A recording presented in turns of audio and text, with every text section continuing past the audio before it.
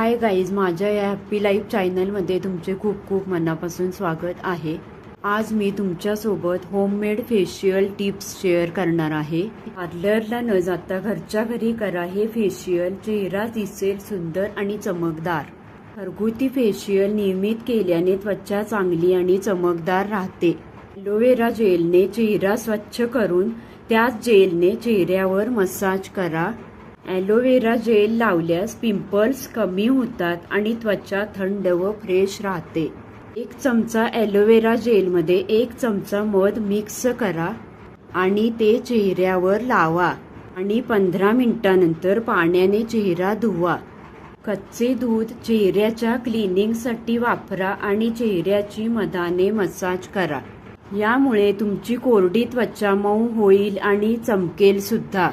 बेसन चेहऱ्यावरील तेल शोषून घेण्याचे काम करते।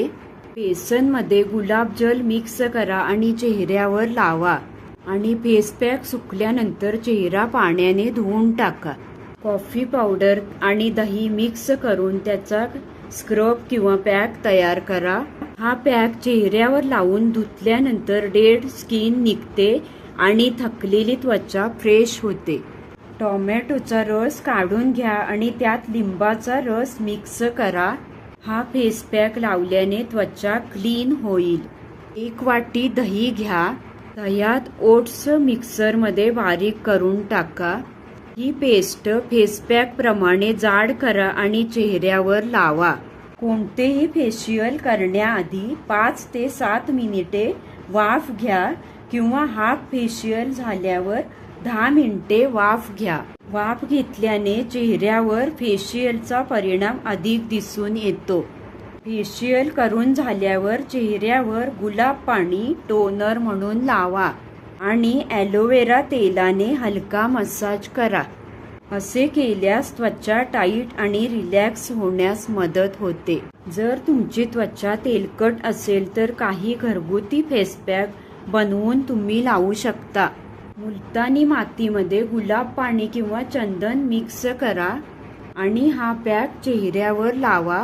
मुलतानी माती त्वचेवरील तेलकटपणा कमी करण्यास मदत करते। केळी किंवा पपई मॅश करा, त्यात मध टाका आणि मिक्स करून चेहऱ्यावर लावा। याने चेहऱ्यावर नैसर्गिक ग्लो येतो आणि त्वचा मऊ होते। माझा हा व्हिडिओ आवडला असेल तर लाईक, शेअर आणि कॉमेंट नक्की करा आणि माझ्या या टिप्स फॉलो करून बघा आणि माझ्या चॅनलला सबस्क्राईब करा। बाय।